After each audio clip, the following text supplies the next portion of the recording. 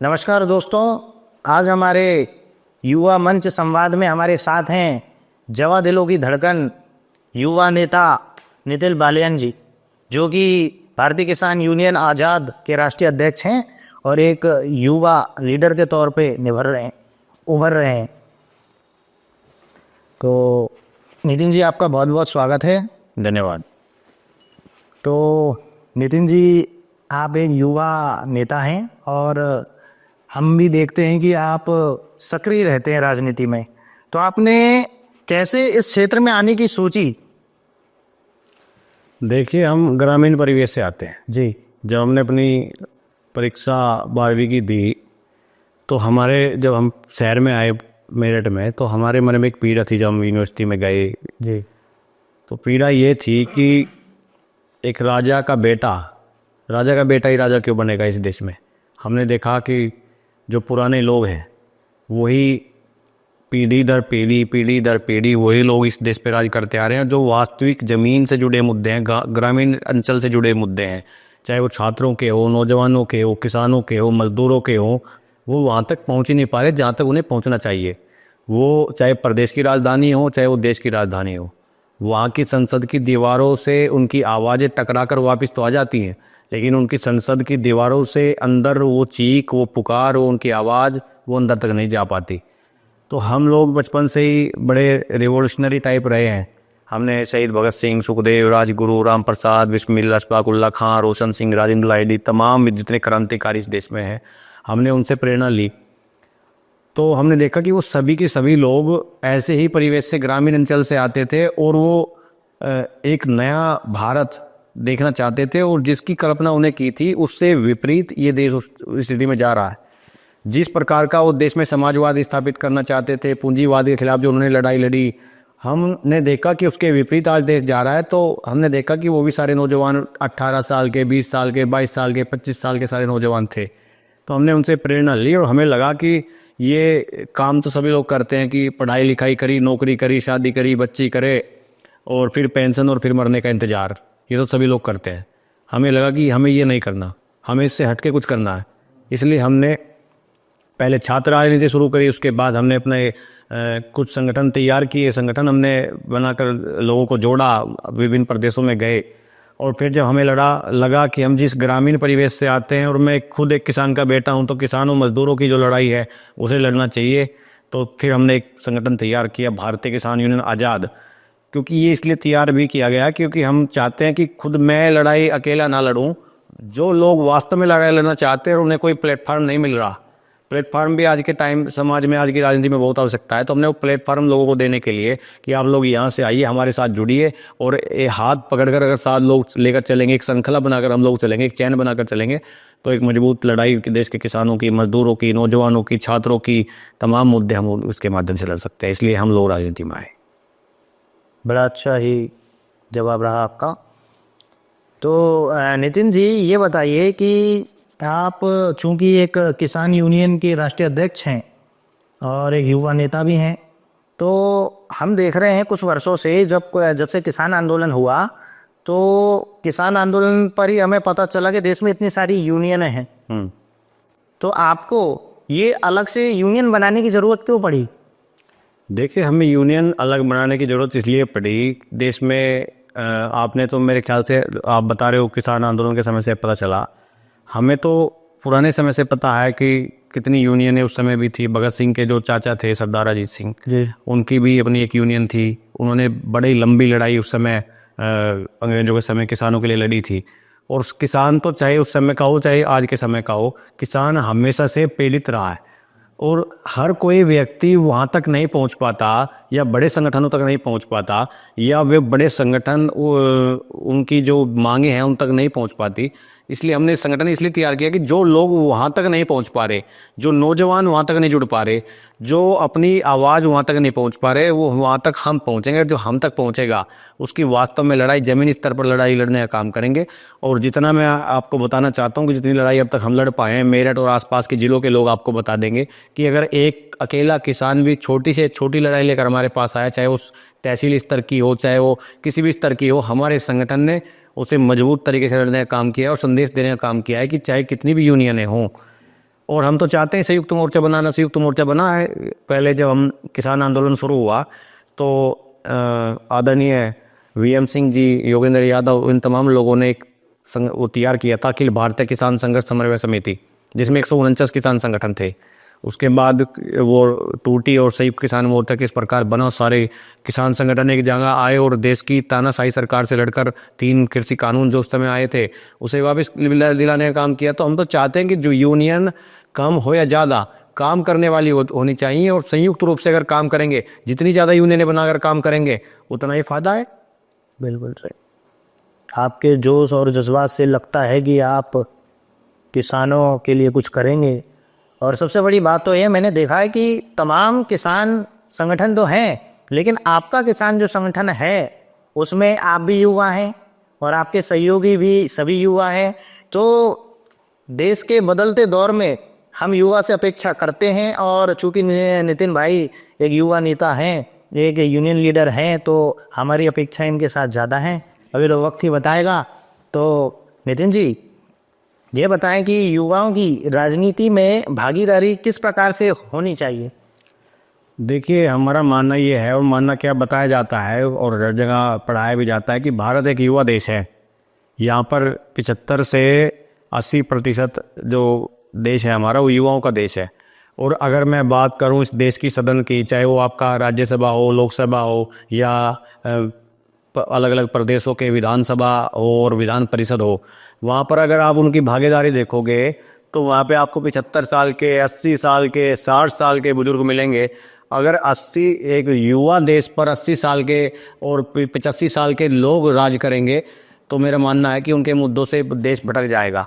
आज देश के वास्तविक मुद्दे क्या हैं? बेरोजगारी एक बड़ा मुद्दा है। आज देश का में मुद्दे क्या हैं? जो ये भर्ती, ये पिछले कुछ वर्षों से आप लोग देख रहे हो कि युवा भर्ती की और सरकारी भर्ती के लिए और भाग रहा है, उसके पेपर कैंसिल हो जा रहे हैं। नॉर्मलाइजेशन एक बड़ा मुद्दा रहा। वो जो मुद्दे हैं उसे हमारी तरह का 25 साल 30 साल का युवक नौजवान समझ सकता है। एक 80 साल का, 75 साल का बुजुर्ग जो अपना पूरा जीवन काट कर वो अब मृत्यु की ओर जा रहा है और वो अपने अंतिम दिन गिन रहा है, क्या वो इस देश के नौजवानों के बारे में फिक्र कर सकता है? तो मेरा इस देश के नौजवानों से हमेशा से यही अपील रही है कि जिस प्रकार हम लोग बात करते हैं, पहले भी हम बात कर रहे थे कि लोग कहते हैं कि राजनीति गंदी हो चली है, हम गंदगी में नहीं घुसना चाहते। लेकिन मेरा दूसरा पॉइंट ऑफ व्यू इस देश के नौजवानों से ये अपील है कि गंदगी को गंदगी में घुसकर ही साफ किया जा सकता है। गंदगी से जितना दूर भागोगे तो गंदगी तो वहीं रहेगी, लेकिन अगर गंदगी को साफ करना होगा, अगर नाली को साफ करना होगा तो व्यक्ति अगर नाले में घुसेगा तभी तो साफ कर पाएगा। इस देश के नौजवानों को ज़्यादा से ज़्यादा राजनीति में भागीदारी लेनी चाहिए। इस देश के सदनों में, विधानसभाओं में, इस देश में क्या बजट आ रहा है, उन सारी चीज़ों पर नज़र बनाए रखनी चाहिए। और अगर वो उसे समर्थन नहीं करते हैं, उससे विरोध रखते हैं, तो अपनी आवाज़ मुखर होकर, पहले ज़माने में तो भगत सिंह और जितने क्रांतिकारी लोग रहे उनके ज़माने में तो सोशल मीडिया भी नहीं थी। वो लोग एक पर्चे छापा करते थे और उनकी जितनी क्रांतिकारी टीम थी वो प्रभात फेरी पर सुबह सुबह निकलती थी, और प्रभात फेरी के समय वो लोग एक संदेश पर्चों के माध्यम से बांटते चले जाते थे।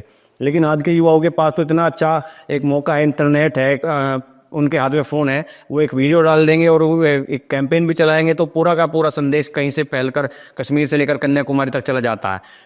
तो आज के समय में इस देश के युवाओं को राजनीति में आना भी चाहिए, हिस्सा भी लेना चाहिए, और अगर इस देश की सरकारों से सहमत नहीं है उसे अपनी असहमति भी दर्ज करानी चाहिए। अगर आप नहीं बोलोगे, किसी ने क्या खूब कहा है कि जुल्म के साए में लब खोलेगा कौन, अगर हम भी चुप रहे तो फिर बोलेगा कौन। अगर आप सहमत नहीं है तो आपको बोलना पड़ेगा, आपको विरोध दर्ज कराना पड़ेगा। अगर आप गलत का विरोध दर्ज नहीं करा रहे हैं और अगर आप मौन हैं तो फिर उसमें आपकी मौन सहमति समझी जाती है, इसका मतलब आप उस गलत का साथ दे रहे हैं। इसलिए युवाओं को राजनीति में आना बहुत आवश्यकता है। ठीक है नितिन भाई, ये बताइए कि आजकल आप देखेंगे कि हमारे देश में युवाओं की संख्या दुनिया में सबसे ज़्यादा है, और खिलाड़ी जो होता है वो देश की शान होती है। अगर खिलाड़ियों का स्तर हमारे देश में बढ़े तो देश के लिए निश्चित रूप से ये अच्छा ही होगा। लेकिन आप देखेंगे कि हमारे देश के नेता और सरकारें सिर्फ और सिर्फ हरियाणा को प्राथमिकता देते हैं खेलों के मामले में, तो इसके बारे में आपके विचार क्या है? देखिए, जो ये एक पॉइंट बना हुआ है कि हरियाणा को प्राथमिकता देते हैं, हरियाणा को कोई केंद्र सरकार प्राथमिकता नहीं देती। प्राथमिकता देती है वहाँ की प्रदेश सरकार। और प्रदेश सरकार किस लिए कि हरियाणा एक छोटा राज्य है, और छोटा राज्य होने के साथ साथ हरियाणा की जो पूर्व की सरकारें रही हैं वो कभी के, एक तो हरियाणा का खान पान ऐसा है, दूध दही का वहाँ पे खाना है, और वो उसी प्रकार पहलवानी वहाँ से पहले से होती आई है। जो खेलों से परस्पर वहाँ के ग्रामीण जो अंचल है वो बहुत ज़्यादा सजग रहा है।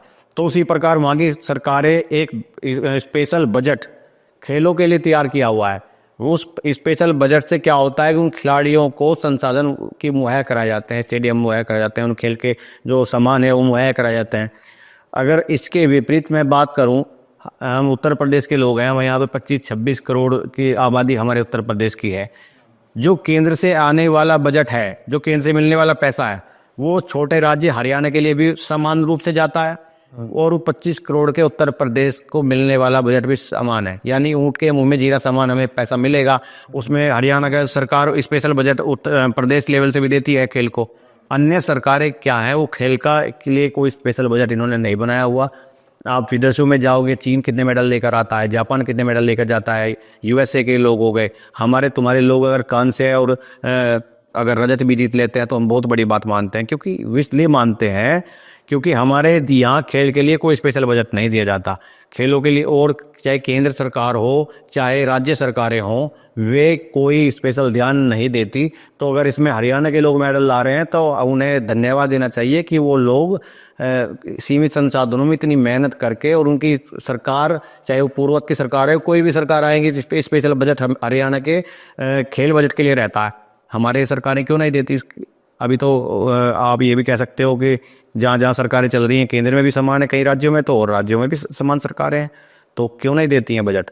उसमें हरियाणा के लोगों को कोई महत्व नहीं है। महत्व है केंद्र का प्रदेश की सरकारों से भेदभाव, और खेल के बजट में भेदभाव करना।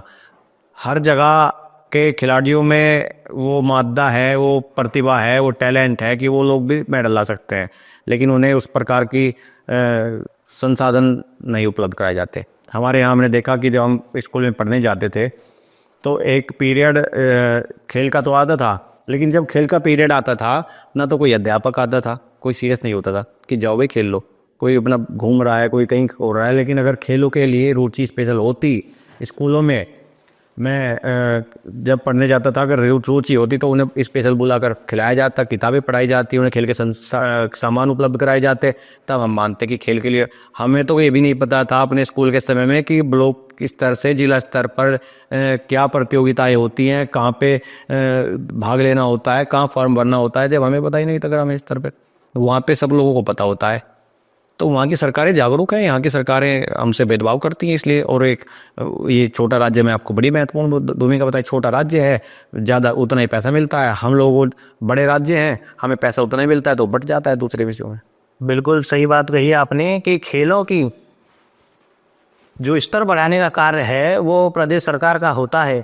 तो हम ये मान लें कि अन्य राज्यों की सरकारें खेल के क्षेत्र में इंटरेस्ट नहीं ले रही, या फिर हम ये कहें कि उस क्षेत्र के युवा को वहाँ की लोकल जो सरकारें हैं, राज्य सरकारें, वो मौका नहीं दे रही। क्योंकि अगर वे वैसा माहौल स्थापित करें तो मेरे ख्याल से निश्चित तौर पर खिलाड़ियों की संख्या बढ़ेगी। स्पेशल बजट लेकर आना चाहिए ना खेल के लिए, स्पेशल बजट लेके आए, वो पैसा उन्हें उपलब्ध कराएं और खिलाड़ी निकलेंगे गाँव। नितिन जी, आपकी बातों से मालूम होता है कि ये जिस तरह से यूपी एक बड़ा राज्य है और बजट में दिक्कत होती है, तो क्या आप, आजकल बड़ी चर्चाएं चल रही है यूपी के विभाजन की, तो क्या आप इसका समर्थन करते हैं? बिल्कुल, हम तो जब से बचपन से हमने देखा, हम कहीं जाते थे तो हमने एक स्लोगन बहुत जगह पढ़ा है। हमने वो ट्रकों के पीछे पढ़ा, हमने वो बसों के पीछे पढ़ा, हमने दीवारों पे लिखा पढ़ा, आपने भी पढ़ा होगा, छोटा परिवार सुखी परिवार। पढ़ा है कि नहीं पढ़ा है?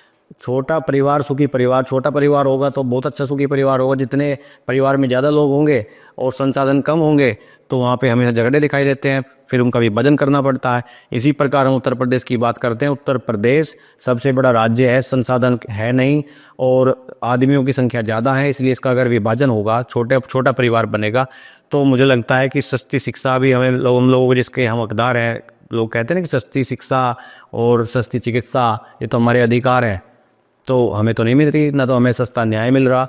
अगर पश्चिम उत्तर प्रदेश के लोगों को अगर कोई मुकदमा झूठ से लग जाए और उसे हाई कोर्ट जाना पड़ जाए तो 5-7 राज्यों के, और क्या पाकिस्तान का हाई कोर्ट हमसे नज़दीक पड़ता है, वो 500 किलोमीटर पड़ता है, हमें इलाहाबाद 800 किलोमीटर पड़ता है, इतनी दूर जाना पड़ता है। सस्ती शिक्षा हम लोगों को मिल जाएगी, अलग से बजट आया करेगा। अभी बजट की मैंने आपसे बात करी कि वही तो बजट 2-3 करोड़ के उत्तराखंड को मिलता है, 2-3 करोड़ के हरियाणा को मिलता है, और केंद्र से वही बजट, वही पैसा 25 करोड़ के उत्तर प्रदेश को मिलता है। तो ये कहाँ का न्याय है?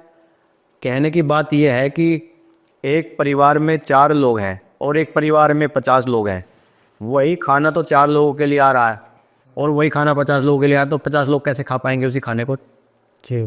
तो मैं इसका अलग राज्य बनाने का पूर्णतः समर्थन करता हूँ और ये आज की डिमांड नहीं है। बाबा साहब डॉक्टर भीमराव अम्बेडकर जी ने इसकी वकालत उस समय में की थी। चौधरी नहीं, मैं पुराने समय की बात कर रहा हूँ, देश की आज़ादी के लगभग, जब कानून मंत्री थे डॉक्टर बाबा साहब भीमराव अम्बेडकर। उसके बाद चौधरी चरण सिंह ने इसकी वकालत की थी, और उसके बाद तमाम बड़े नेता ऐसे रहे जिन्होंने इसकी वकालत की। उसके बाद अभी हमारी उत्तर प्रदेश की पूर्व मुख्यमंत्री है बहन कुमारी मायावती जी ने इसकी वकालत करी। उसके बाद हमारे केंद्रीय मंत्री रहे चौधरी अजीत सिंह ने इसकी वकालत करी, और तमाम लोग इसकी लड़ाई लड़ रहे हैं। हमारी एक किसानों के साथ साथ नौजवानों की एक टीम है जो से पूरी की पूरी अलग राज्य करने की मुहिम कर रहे हैं। क्योंकि हमारे यहाँ, मैं आपकी बात करूं कि वकीलों का एक बहुत बड़ा धड़ा है जो अलग से हाई कोर्ट बेंच की मांग कर रहे हैं, और मेरा उन्हें हमेशा से कहना है कि आप लोग अलग राज्य की डिमांड करो, पूरा हाई कोर्ट आ जाएगा।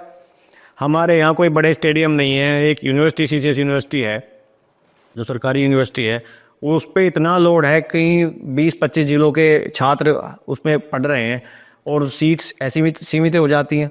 अब किसान है, किसान परिवार के लोग, उन्हें पैसा तब आता है जब उन्हें मिल उन्हें पेमेंट कर देता है, और छोटे किसान है, गन्ना किसान है, 5 बीघे का किसान, 10 बीघे किसान, और वो चाहता है अपने बच्चे को अच्छी शिक्षा दिलाऊं, तो वो कहाँ गोरखपुर अपने बच्चे को भेजेगा, लखनऊ भेजेगा? अगर उसके यहाँ अलग राज्य बन जाएगा, नई सरकारी यूनिवर्सिटी खुलेंगी, उन्हें सरकारी यूनिवर्सिटी में उनके बच्चों का एडमिशन होगा तो उन्हें सस्ती शिक्षा मिलेगी।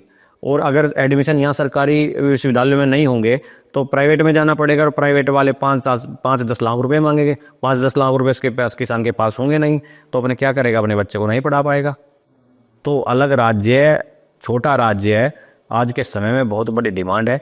और ऐसा नहीं है कि इस देश में पहले अलग राज्य नहीं हुए। उत्तराखंड को आपने देखा, तेलंगाना को आपने देखा, और झारखंड को आपने देखा। तमाम उदाहरण आपके सामने हैं कि अलग राज्य समय की मांग को देखते हुए हुए हैं। और लेकिन उत्तर प्रदेश इतने पुराने समय से डिमांड है कि इसके तो लोग 4 हिस्से करने की मांग कर रहे थे। हम तो कह रहे हैं हमारा पश्चिमांचल का एक हिस्सा अलग कर दीजिए, हम तो ज़्यादा बड़ी की मांग नहीं कर रहे हैं। तो फिलहाल हमारा इसका समर्थन है, और हम इस पूरे मुद्दे के पे अलग पश्चिमांचल या कुछ भी नाम रखो, अलग बनाने को लेकर समर्थन करते हैं। तो दोस्तों, आपने देखा कि और समय के साथ जब राजनीति में बदलाव होते हैं और जब व्यक्ति जागरूक होता है तो ये बात मालूम होती है कि जितना छोटा राज्य होगा उतना अच्छा डेवलपमेंट होगा, बजट आएगा। तो ये विचार ठीक है। तो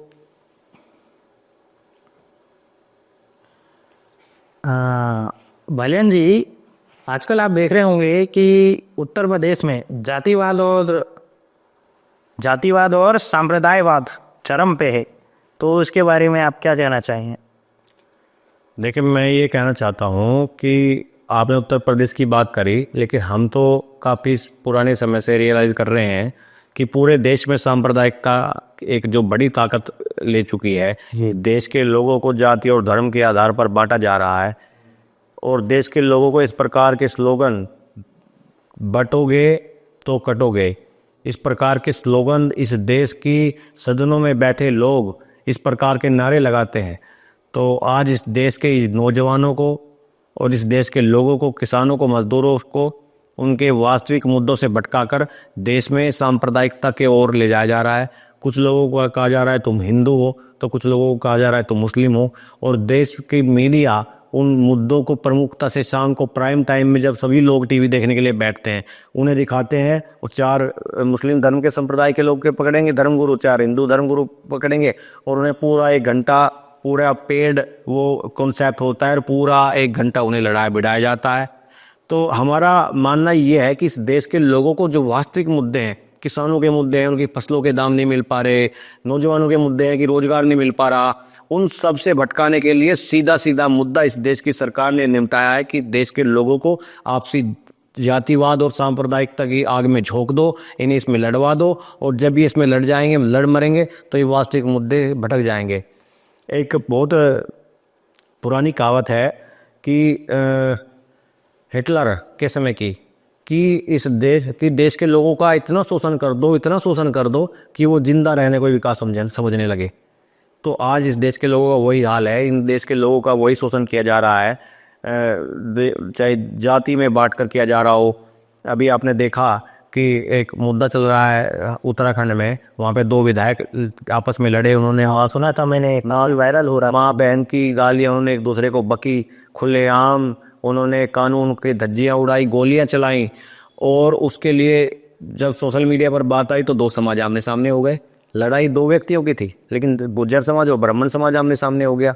देश के जो पुराने जो महापुरुष हुए उनके नाम पे लड़ा जाता है। अभी आपने पीछे देखा एक बहुत बड़ी लड़ाई राजपूत समाज और गुर्जर समाज के बीच में हुई, राजा मीर भोज जी के को लेकर। उन्होंने कहा हमारा है, हमने कहा कि है तो महापुरुष ही, सब लोग पूजा कर लो, बिल्कुल सब लोग मानो। तो ऐसा है इस देश में आज धर्म के आधार पे सबसे ज़्यादा जो लड़ाई की जा रही है। जो वर्तमान सरकार है वो लोग चाहते हैं कि धर्म के आधार पर लोग लड़ें, क्योंकि धर्म के आधार धर्म की चाशनी में डुबो के रखेंगे तो इनका जो राजनीतिक रोटियां हैं सेकते रहेंगे। आज धर्म के आधार पर आप लोगों ने देखा कि पूरे देश में, देश की सदन में हमारे प्रदेश के मुख्यमंत्री, उन्होंने खुलेआम एक शब्द का नाम लिया, कटमुल्ला, कि आप देश को कटमुल्ला की ओर ले जाना चाहते हैं। जबकि हम उनसे पूछना चाहते हैं कि जब देश आज़ादी की लड़ाई लड़ रहा था, क्या अशफाक उल्ला खान ने अपनी कुर्बानी नहीं दी थी? क्या तमाम मुस्लिम समाज के, आप पूरी लिस्ट निकाल कर देखोगे, क्या तमाम मुस्लिम समाज के क्रांतिकारी वहाँ पे नहीं आए थे? हमें तो एक वाक़या है, जब हमने भगत सिंह को पढ़ा तो हमें एक वाक़या याद ये आता है कि जब इन्हें काकोरी कांड में जब इन्हें फांसी दी जा रही थी, 4 व्यक्तियों को फांसी हुई थी, राम प्रसाद बिस्मिल, राजेंद्र लाहिड़ी, ठाकुर रोशन सिंह और अशफाक उल्ला खां, इन्हें 4 लोगों को फांसी हुई थी। तो जब इन्हें फांसी की सज़ा सुना दी गई और ये आपस में बैरक में घूम रहे थे, तो अशफाक उल्ला खां की आंखों से आंसू आ रहे थे। तो राम प्रसाद बिस्मिल उनके बहुत अच्छे साथी थे। तो राम प्रसाद बिस्मिल ने पूछा, भाई अशफाक, तुम्हें मौत से डर लग रहा है क्या? तुम्हारी आंखों में आंसू है? तो उन्होंने कहा कि नहीं, मुझे डर नहीं लग रहा, बस मैं इतना बात से भयभीत हूँ कि हम लोग फांसी पर चढ़ जाएंगे और फांसी पर चढ़ने के बाद आपके धर्म में पुनर्जन्म की बात लिखी है कि आप दोबारा इस देश में जन्म लोगे और दोबारा इस माँ भारती के लिए कुर्बान हो जाओगे, लेकिन हमारी कुरान में नहीं है इस प्रकार की बात कि हम दोबारा जन्म ले सकते हैं। तो तब राम प्रसाद बिस्मिल ने कहा था कि कोई बात नहीं, हम एक ही माटी के लोग हैं, दोबारा जन्मेंगे, दोबारा इस देश के लिए कुर्बान हो जाएंगे। तो पहले के लोगों में इतना प्रेम आज़ादी से पहले लोगों में था और आज इतना नफ़रत इन लोगों ने घुसा दी है कि अगर कोई किसी के सर पे टोपी देख लेता है तो उसका धर्म ये कहता है कि इसको मार दे, किसी का तिलक देख लेता है तो दूसरा धर्म भड़का देता है। तो आज देश में धर्म का ये माहौल है, गंदा माहौल इस देश के लोगों में भड़का दिया है, उनके वास्तविक मुद्दों से भटकाने के लिए, कि ये अपनी नौकरी ना मांग ले, अपनी शिक्षा ना मांग ले, ये किसान अपनी फसल का दाम ना मांग ले, तमाम मुद्दों से भटकाने के लिए इन्हें धर्म की चाशनी में डुबा दो। इसीलिए आज इस प्रकार की फिल्में बनाई जा रही हैं, इसी प्रकार सोशल मीडिया का कैंपेन चलाया जा रहा है और देश की सदनों में इसी प्रकार के लोग बैठा दिए गए हैं। देश की मीडिया नहीं चाहती इस मुद्दे को सुलझाना, लेकिन हम लोगों ने एक मुहिम सांप्रदायिक एकता, गंगा जमुनी तहजीब जिसे हम कहते हैं, हम उसके माध्यम से भी लोगों में एकता बनाए रखते हैं।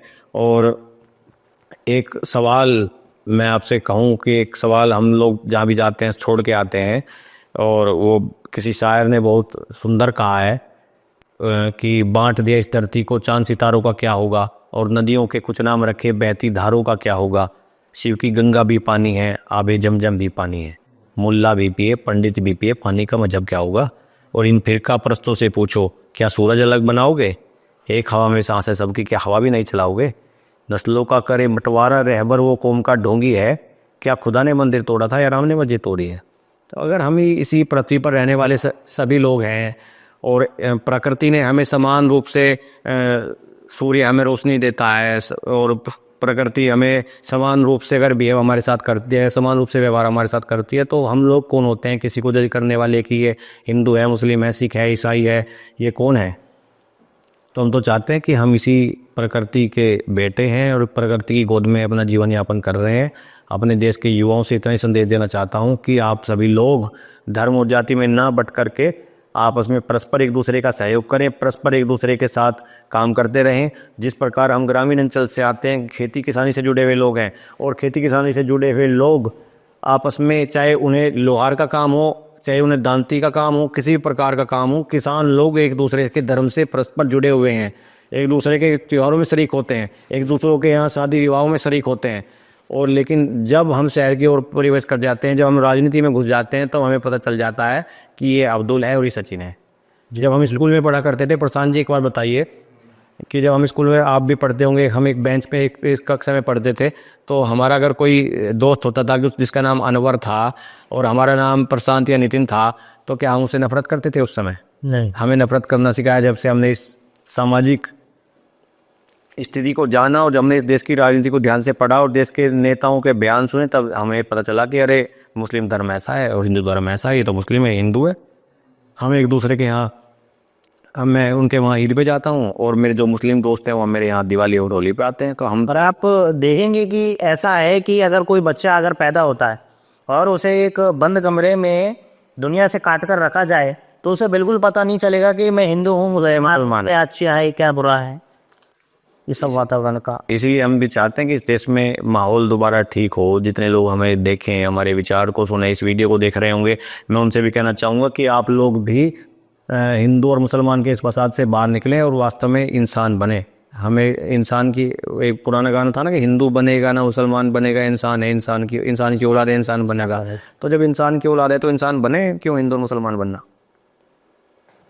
तो नितिन जी, आपसे मिलकर बहुत ही खुशी हुई और आपने जिस तरीके से सवालों का जवाब बड़ी ही सहजता से दिया, मुझे लगता है कि आप जैसे नौजवान अगर राजनीति में आए तो देश की दिशा और दशा दोनों ही बदलेगी। तो नितिन जी, और धन्यवाद आप। नमस्ते।